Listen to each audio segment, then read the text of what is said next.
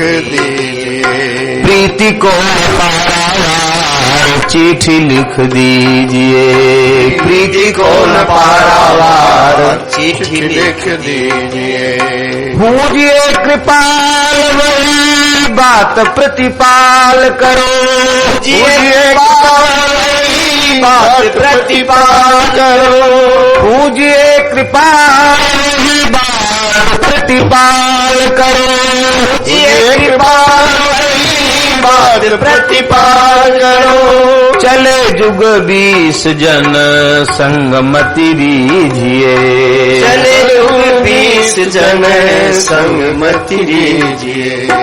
चले 20 जन संग, चले जुग 20 जन संगमति दीजिए। चले जुग 20 जन संगमति दीजिए। स्वामी जी के साथ 40 सिद्ध संत हैं। उसी समय दिग्विजय यात्रा के लिए संतों ने प्रार्थना की है। स्वामी जी दिग्विजय यात्रा के प्रसंग 40 सिद्धों के सहित और हजारों संतों के सहित, हजारों संत, कई हजार संत स्वामी जी के साथ थे। क्योंकि स्वामी जी जा रहे हैं तो जो सुनता स्वामी जी के साथ यात्रा का कुछ आनंद ही अद्भुत होगा। यात्रा तो सभी लोग करते, पर महापुरुषों के साथ यात्रा का जो एक सुख होता है वो अनुपम होता है। क्योंकि वे महापुरुष, उनके साथ पद पद पर ठाकुर जी कोई न कोई लीलाएं करते हैं। और फिर बड़े बड़े महापुरुषों का, संतों का समागम होता है। तो संत समागम का जो क्षण है, उस क्षण के आस्वादन का सौभाग्य प्राप्त हो जाता है। बहुत संत पधारे, चिट्ठी लिख दीजिए।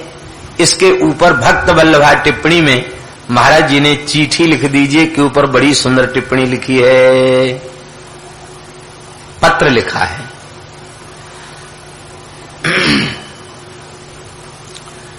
जयति जय गुरुवर श्री हरि रूप। जयति जय गुरुवर श्री हरि रूप। जयति जय गुरुवर श्री हरि रूप। जयति जय गुरुवर श्री हरि रूप। जयति जय गुरुवर श्री हरि रूप। जयति जय गुरुवर श्री हरि रूप। हाँ चरण कमल में कोटि दंडवत। चरण कमल में कोटि दंडवत। चरण कमल में कोटि दंडवत। चरण कमल में कोटि दंडवत। यतिपति वैष्णव भू।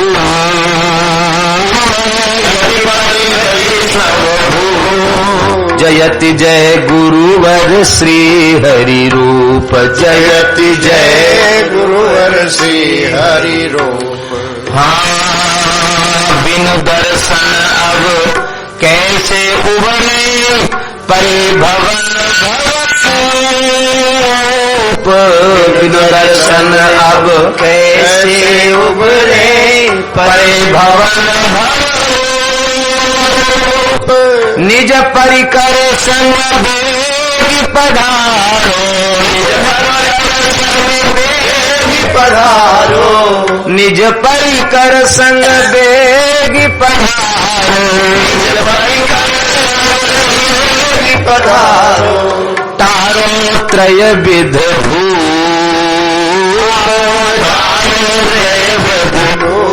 जयति जय गुरुवर श्री हरि रूप। जयति जय गुरुवर श्री हरि रूप। जयति जय गुरुवर श्री हरि रूप। जयति जय गुरुवर श्री हरि रूप।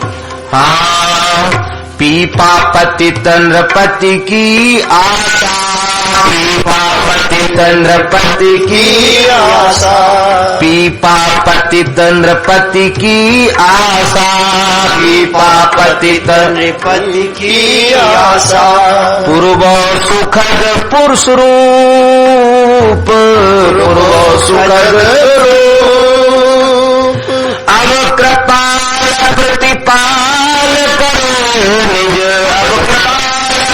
पाल करो निज। अब कृपाल प्रतिपाल करो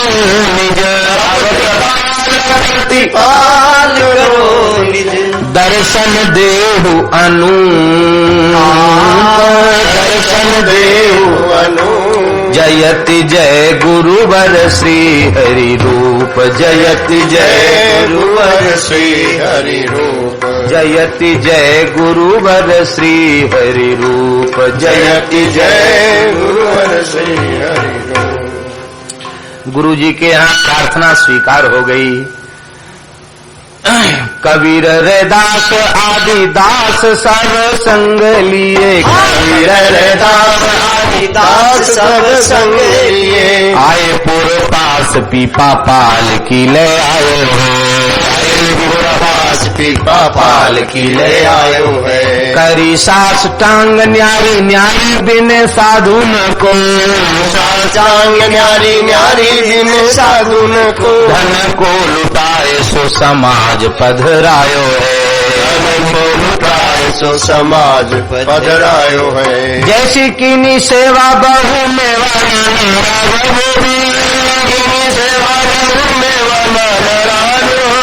बान के न जोग भाग कापे जात गायो है गायो है जानी भक्ति रीति घर रहो के अतीत हो जान भक्ति रीति घर रहो के अतीत हो करी के प्रतीत गुरु पग लगी धायो है करी के प्रतीत गुरु पग लगी धायो है। श्री कबीर जी रैदास जी श्री सुखानंदाचार्य जी श्री भावानंदाचार्य जी श्री अनंतानंदाचार्य जी श्री नरहरि आनंदाचार्य जी श्री गालवानंदाचार्य जी आदि योगानंदाचार्य जी आदि महान सिद्ध संतों के साथ 40 सिद्धों के साथ स्वामी जी महाराज पधारे। सैकड़ों संत हैं। आप लोग सुन चुके हैं थोड़ी देर पूर्व कि पीपा जी ने चारों ओर नगर के चौकियां बना रखी थी। संत आवे तुरंत सूचित किया जाए। सूचित हुआ कौन संत पधारे? बोले हजारों संतों के साथ आए। पीपा जी समझ गए गुरुदेव पधारे। समझ जाते हैं तादात्म्य भाव जब हो जाता है तो बड़ी बड़ी विचित्र लीलाएं होती हैं। हमारे महाराज जी सुनाते थे बेण बुनद कुंज में बाबा श्री बनवारी शरण जी विराजते थे। पहले तो एक आंख खराब थी उनकी, बाद में एक और खराब हो गई थी, सूरदास हो चुके थे। पहले एक आंख जब ठीक थी उनकी तब की बात, तो महाराज जी के निकट ही रहते थे वो पहले, और वो रसोई बनाते थे लक्ष्मण मंदिर में।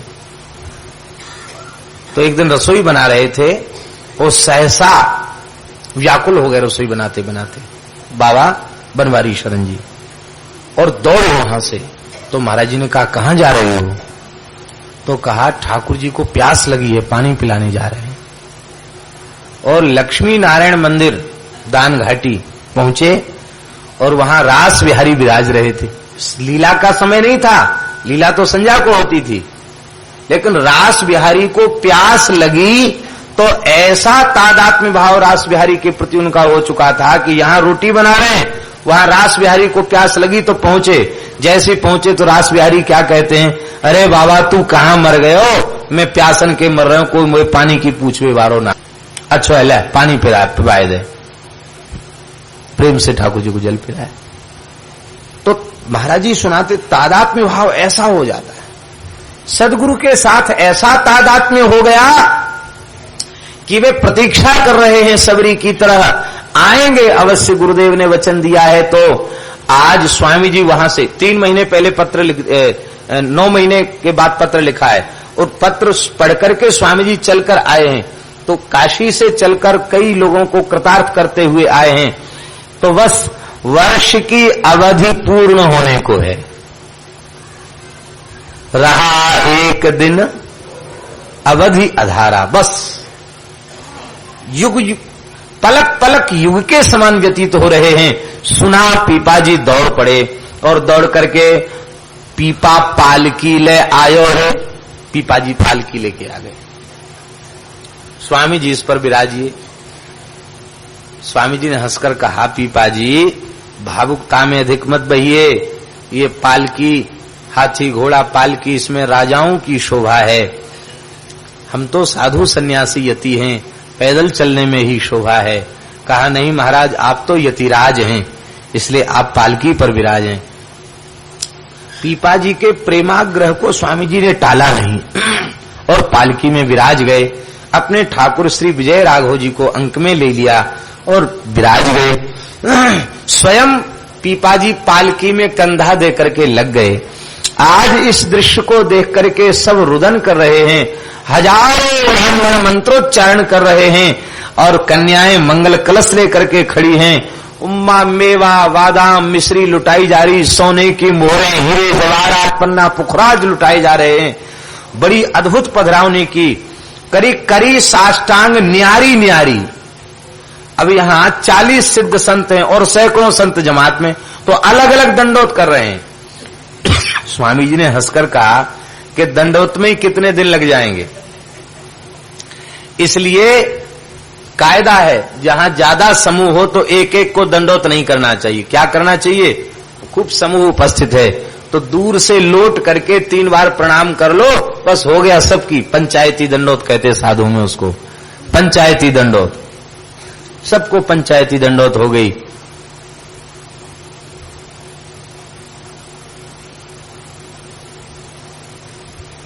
कैसा कहते हैं? जागत सोवत पड़े उताने, दंडोत पहुंचे ठिकाने ठिकाने।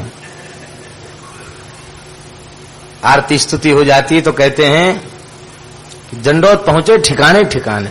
जो संत उपस्थित हैं वहां तो दंडोत हो ही गई, और जो जागत सुवत पड़े उताने, दंडोत पहुंचे ठिकाने ठिकाने। तो नागा हो, त्यागी हो, जोगी हो, सबको दंडोत ठिकाने ठिकाने पहुंच जाए। सबको दंडोत करी करी पृथक पृथक दंडवत की। साधुन को धन को लुटायो, अपार संपत्ति लुटाई और सो समाज पधरायो है। प्रियादास जी कहते हैं कि पीपा जी ने जैसी सेवा की, जैसी कीन्ही सेवा बहु मेवा भोग, बानी के न जोग। कहते बाणी में सामर्थ्य नहीं उस सेवा की करना। अभी आप सुन चुके हैं कि देवी जी पहले जितनी प्रसन्न नहीं रहती थी उससे कई गुना ज्यादा प्रसन्न पीपा जी पर हो गई। तो इतनी अपार संपत्ति और रिद्धि सिद्धि प्रकट हो गई, लगता है देवी जी कण कण में प्रकट होकर के सेवा में लग गई। अपार वैभव लुटाया, इतना सेवा किया है कि उसको वाणी से वर्णन नहीं किया जा सकता। जोग भाग कापे जात गायो है, कौन उसको गा सकता है। कितने दिन स्वामी जी रहे? 4 महीने रहे। अरे दिग्विजय यात्रा में निकले थे। रामानंद स्वामी जी, रामानंद दिग्विजय नाम का एक ग्रंथ भी है। तो रामानंद दिग्विजय में स्वामी जी कहां कहां कितने दिन रुके सबका वर्णन किया गया है। तो उसमें सर्वाधिक यदि स्वामी जी कहीं रुके हैं तो गागरोनगढ़ में रुके, अयोध्या में नहीं रुके। आप सोचिए, इष्ट धाम है, वहां रुकना चाहिए था। व्रज में आए तो 3 दिन रहे। और पीपा जी का प्रेम कैसा होगा आप सोचिए। स्वामी जी सिद्धों के साथ 4 महीने रहे। कहां रहे? चातुर्मास वहीं किया। और अभी भी वो चातुर्मास वाली जगह है, उसका नाम है श्री पीपानंद बाग। और वहां पीपा जी ने गुफाएं बनाई हुई हैं जिसमें पुरातत्व के अधिकार में है। वो गुफाएं बड़ी विचित्र। नानक जी महाराज भी वहां पधारे थे, नानक जी सिख संप्रदाय के। तो वो गुफाएं ऐसी हैं, अपने राम तो कई बार गए हैं, भीतर बहुत नीचे उतर करके बस एक एक मूर्ति बैठ सके ऐसी गुफाएं। गुफा में से गुफा, गुफा में से गुफा, भूल भुलैया जैसा है वो, चक्रव्यूह जैसी है वो गुफाएं। एक बैठ के गुजरे, सामने दीवाल, फिर वहां से मुड़ो तो फिर सामने दीवाल। तो ऐसी गुफा बनी हुई है कि 40-50 सिद्ध बैठकर समाधि लगा लें, पता ही न चले कौन कहां बैठा है। ऐसी गुफा बनी हुई है। कहते हैं वहां गुफा में नानक जी महाराज भी 3 दिन समाधिस्थ रहे थे। ये अद्भुत गुफाएं हैं, सब वहां विराजे 4 महीने। अब रोज कथा कीर्तन, और श्री रामानंद स्वामी जी ने अपनी संपूर्ण यात्रा में विधिवत श्रीमद् वाल्मीकि रामायण की कथा गागरोनगढ़ में ही कही। पीपा जी के आग्रह पर रामानंदाचार्य चरित्र में उल्लेख है कि स्वामी जी से आज्ञा प्रार्थना किया तो स्वामी जी ने विस्तृत रूप से श्रीमद् वाल्मीकि रामायण की 4 महीने में कथा कही। अब स्वामी जी जैसे वक्ता हूं, स्वयं राम जी ही वक्ता हूं, आचार्य स्वरूप से, वो 4 महीने का पर्याप्त समय हो तो कितना सुख मिला होगा, कितना आनंद मिला होगा, इसका वर्णन नहीं किया जा सकता। देखिए, श्वेत जो वस्त्र होता है उस पर रंग बहुत अच्छा चढ़ता है, रंग बहुत अच्छा चढ़ता है। स्वामी जी की कृपा से पूर्ण निर्मल हो चुके हैं और अब वो ऐसा रंग चढ़ा कि संसार से वैराग्य तो पहले ही हो चुका था, अब रंच मात्र शरीर संसार में कहीं भी वृत्ति नहीं रह गई।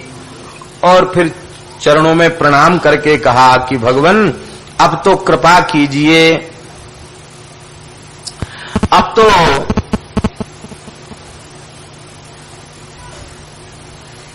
आप हमें विरक्त संस्कार प्रदान कीजिए।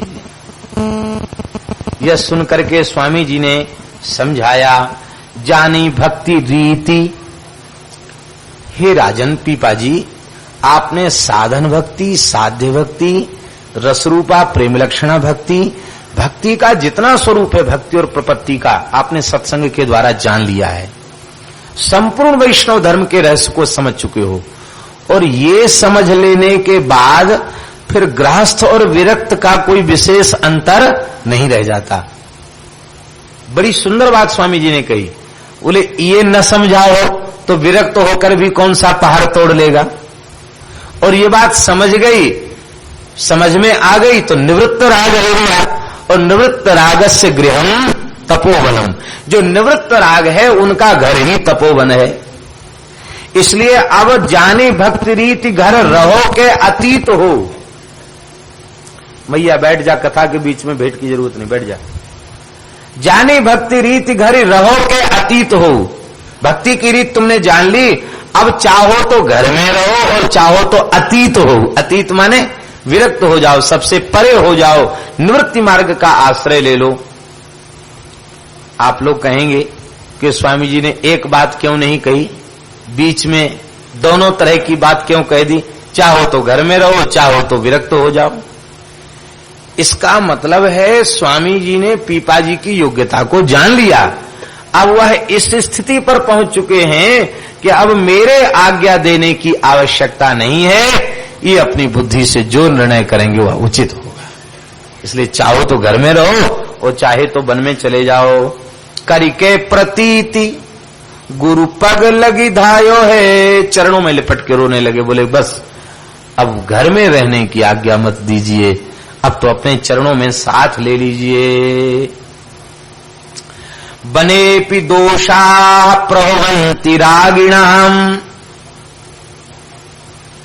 संसार के प्रति जिन्हें राग है वे घोर एकांत जंगल में भी चले जाएं तो दोषों से रहित नहीं हो सकते। बनेपि दोषा प्रभवन्ति रागिणाम गृहेपि पंचेन्द्रिय निग्रहस्तपः, घर में रह करके और पंचेन्द्रिय जो पंच ज्ञानेन्द्रियां हैं इनका निग्रह करना यही तप है। सिते कर्मण्य प्रवर्तते, जो अनिंदित कर्मों में प्रवृत्त है अर्थात भजन में लगा हुआ है, ऐसे निवृत्त रागस्य गृहम तपोवनम, ऐसे निवृत्त राग का तो घर तपोवन है। और एक लाभ की बात और बतावें, विरक्त फायदे में नहीं रहते, प्रायः गृहस्थ लोग ज्यादा फायदे में रहते हैं।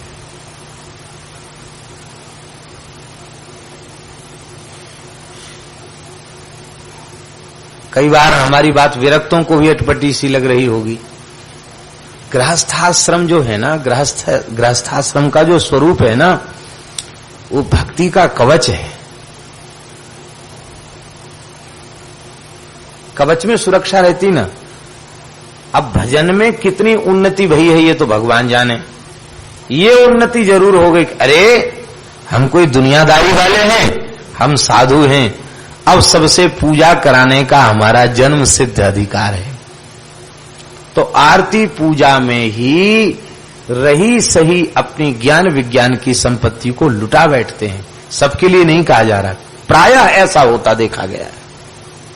और कई बार तो ऐसा होता है उस थोथे अपने अभिमान में फंस करके ज्ञान विज्ञान का तो अभाव हो जाता है, फिर भौतिक संपत्ति अच्छी लगने लग जाती है और उन भौतिक सुख सुविधाओं को बटोरने की इच्छा से फिर वह जीव दंभ का आश्रय लेने लग जाता है नहीं भीतर, लेकिन नाटक करने लग जाता है। और वो दंभ क्या होता है? बोले उघर ही अंत न हो ये निवाहु, काल नेमि जिमि रावण राहु। इसलिए आवश्यक है निवृत्त राग होना। निवृत्त रागस्य गृहम तपोवनम। दो प्रकार के किले बताए भागवत के 5वें स्कंद में। एक गृहस्थाश्रम रूपी किला और दूसरा किला बताया भगवान के चरण कमल रूपी किला। त्वं त्वब्ज नावांग्रि सरोज कोसो दुर्गाश्रितो निर्जित सठ सपतना। तो आवश्यक चाहे गृहस्थ हो, विभक्त हो, कोई हो, किसी जाति का साधक हो, किसी आश्रम में हो, आवश्यक है भगवत भजन और सत्संग के माध्यम से निवृत्त राग होकर अपने मन रूपी भ्रमर को भगवान के चरण कमल रूपी कोष में विराजमान कर दे। और विराजमान करने के बाद अब निर्जित सठ सपत्न हो जाए, निर्विषय निर्विकार हो जाए, तो बस फिर निवृत्त होकर के फिर चाहे घर में रहे, वो चाहे घर में यदि भजन में बाधा पड़ती है तो घर छोड़ करके विरक्त होकर के भजन करे। लेकिन भगवत चरणारविंद में अनुराग होना बहुत आवश्यक है। एक समर्थ सिद्ध संत की बात हम आपको बता रहे हैं। एक समर्थ सिद्ध संत ने कहा कि हमारे जीवन में कोई दोष नहीं बना, एक दोष बना। क्या? बोले मुझे अपने वैराग्य का अहंकार हो गया, मैं बहुत बड़ा विरक्त हूं।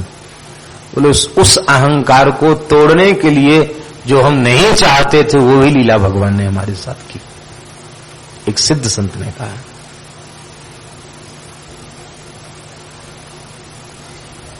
तो वैराग्य का अहंकार, त्याग का अहंकार भी साधक को ले डूबता है, भजन का अहंकार भी। इसलिए हे नाथ आप करुणामय हैं, आप जो कुछ करा रहे हैं आपके द्वारा हो रहा है, संतों की गुरुजनों की कृपा से हो रहा है, इसमें दास की तनिक भी कोई पात्रता नहीं है। सदा दैन्य भाव से भावित बना रहना आवश्यक है। और नहीं तो एक पद हमें बहुत प्रिय है, श्री संत दरिया साहब का। ये राम स्नेही संप्रदाय के आचार्य भय हैं, बहुत सुंदर पद है। संतो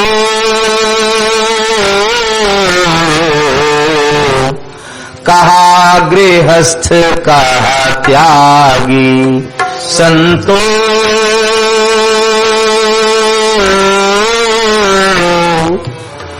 कहा गृहस्थ कहा त्यागी, संतो कहा गृहस्थ कहा त्यागी।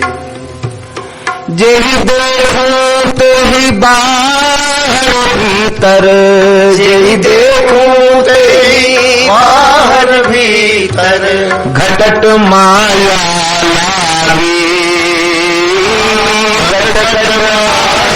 लागी, संतो कहा गृहस्थ कहा त्यागी, संतो कहा गृहस्थ कहा त्यागी। ये घर तो छूट गया, ईंट पत्थर का बना हुआ, इस देह की आसक्ति छूटे तब ना।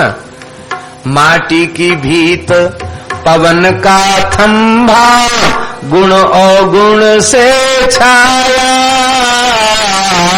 माटी की भीत पवन का खंभा, गुण अवगुण से छाया, माटी की भीत पवन का खंभा, गुण अवगुण से छाया, की भीत पवन का खंभा, गुण अवगुण से छाया। पांच तत्व आकार मिलाकर,